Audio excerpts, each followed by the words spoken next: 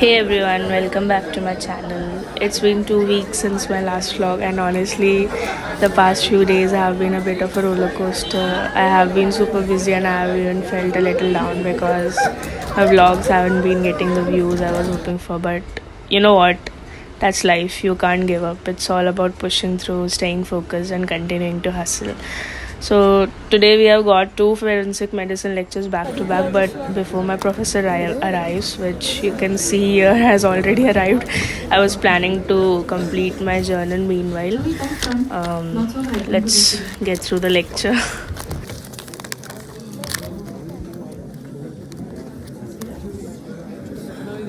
Sit down, open up your journals. PM report 1.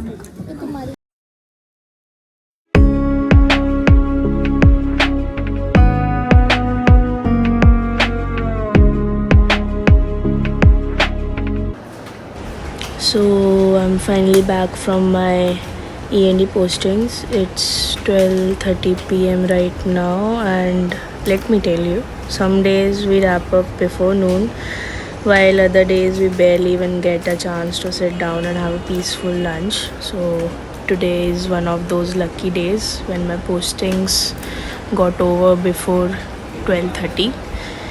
It's always a bit of a rush. So yeah.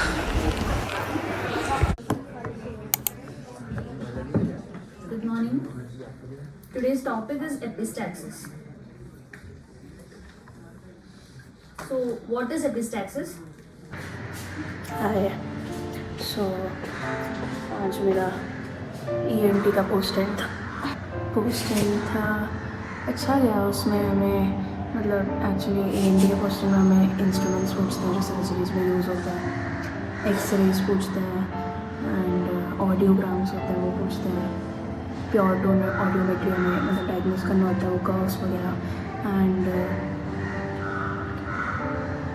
Case presentation. तो मेरे को जो case मिला था वो डिविएटेड नेजल सेप्टम का था, जो मैंने लाइक क्लिनिक्स के टाइम पे इतना वो सुनने नहीं मिला था, तो खुद से ही पढ़ा, हो गया। इजी था केस, अच्छा गया इनफैक्ट। तो काफ़ी पता नहीं कि लाइट फील हो रहा है ये पोस्टिंग लेने के बाद एंड बस। एंड आज का जो मेरा नोज़ का केस था अभी ना, वो OPD डिपार्टमेंट में भी रिसेंटली कोई नोज़ का पेशेंट ही नहीं आया हुआ था, मतलब नोज़ का DNS के साथ, तो हमारे लिए केस ही नहीं था। तो हमने जर्नल से वो सेम केस उठाया।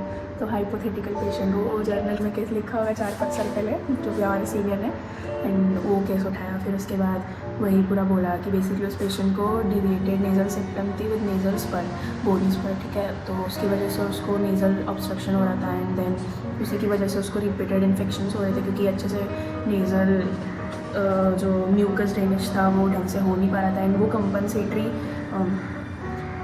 जैसे अभी लेफ़्ट साइड का उसका नेज़ल जो पैसेज है वो ब्लॉक्ड है, वो नेज़ल स्पर की वजह से। तो जैसे राइट साइड का जो इंफीरियर टर्बिनेट है वो उसका हाइपरट्रोफिक था, मतलब साइज़ में बढ़ गया था, क्योंकि वहाँ से एयर फ्लो ज़्यादा हो रहा है, तो उस टर्बिनेट को ज़्यादा काम करना पड़ रहा है उस एयर को ह्यूमिडिफाई करने के लिए और नॉर्मल हमारी बॉडी टेम्परेचर पे लाने के लिए। तो वो राइट साइड में हाइपरट्रोफिड इंफीरियर टर्बिनेट था एंड इस साइड पे डिविएटेड नेजल सेप्टम, तो इसलिए वो नेजल ब्लॉकेज थी। तो वही इतनी कंप्लेंट्स थी उसकी। तो अभी जब ईयर का केस होता है तो नोज़, ईयर एंड थ्रोट मतलब 3 एग्जामिन करने पड़ते हैं, क्योंकि नोज़ की complaints might be connected two year, क्योंकि वो यूस्टेशियन ट्यूब होती है, तो उससे वो फ्लूइड या फिर infection can travel to middle ear and then that might cause serious otitis media या फिर acute otitis media. Basically acute otitis media children में होता है, क्योंकि उनकी यूस्टेशियन ट्यूब जो होती है वो ज़्यादा हॉरिजॉन्टल होती है, सो वो ट्रांसफ़र ईजी होता है बच्चों में।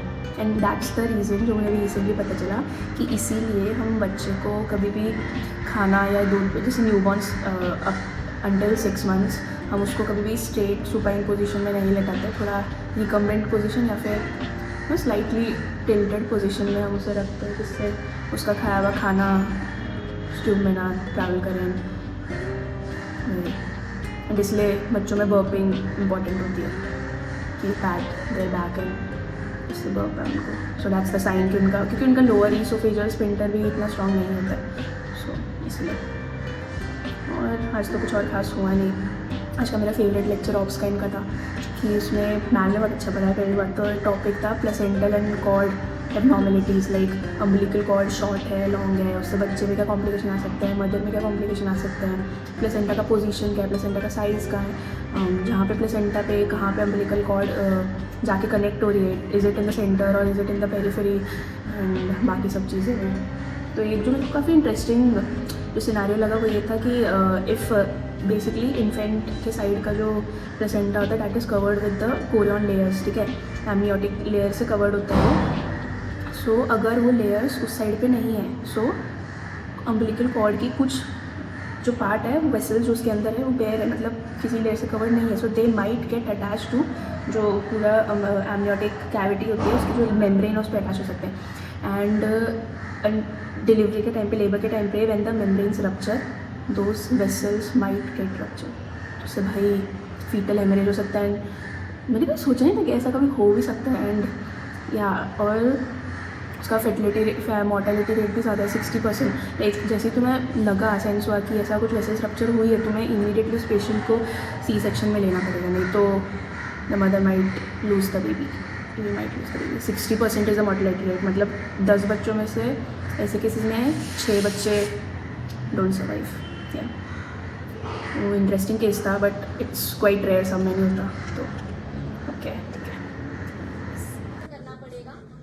इसके लिए हमको अपने पिताजी के गले में होल करना पड़ेगा, तो उसमें खून बह सकता है, कोई बड़ी नली या कोई बड़ा नर्व कट सकती है, उससे भी कुछ प्रॉब्लम्स हो सकते हैं। बट अभी उनके बॉडी में हवा डालनी ज़्यादा इम्पोर्टेंट है। अब अच्छे से कर लेंगे ना, हम हमारी पूरी कोशिश करेंगे और बहुत अच्छे से करेंगे और अच्छा होगा प्रोसीजर, बट कुछ अनहोनी भी हो सकता है। इसकी जिम्मेदारी कौन लेगा? इसकी जिम्मेदारी हमारे पे ही होगी। अरे नहीं, इसलिए तो कंसर्न अभी उनके ऊपर ये ट्रकियोस्टोमी करना बहुत ज़रूरी है। अरे समय आप कर रहे हो बट आप उसमें दूसरी चीज़ें क्यों खराब होने का संभावना बताएगा, वैसे कैसे हो सकता है? ट्रकियोस्टोमी में छेद काफ़ी अंदर तक जाता है, तो फिर इसके वजह से कुछ कट सकता है।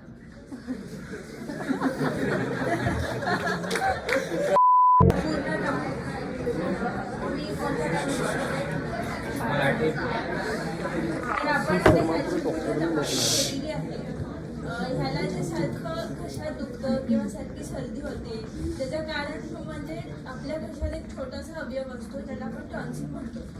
तर त्या टॉन्सिलला थोडीशी सूज आली आहे, तर आपल्याला ती टॉन्सिल जे आहे ते काढावं लागेल. तर त्यासाठी एक छोटीशी प्रक्रिया करायची आहे ज्याला आपण टॉन्सिलेक्टॉमी म्हणतो.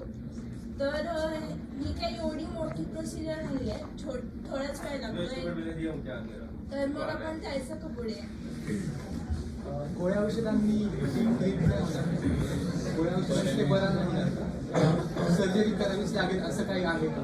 नाही, काय असतं की जे काही टॉन्सिलेक्टॉमी आहे ना त्याच्यामुळे हा सारखा आजारी पडतो, म्हणजे सारखा त्याचा घसा दुखतो. What kind of help does the patient need? This is again the patient's lifestyle will tell you exactly what is needed. Okay, if they are working excessive hours, you might have to tell them to cut down some work hours. Appetite, diet. Someone who lives alone, you can't tell them to have a strict catered diet because there's no one to cook. If he's working so much, there will be no one to have a well structured diet. If you give a well structured diet, they'll not be able to follow it. Okay, someone who depends on eating outside will be difficult for them to. And of course, the finances. How much person has the money to spend on is a good health.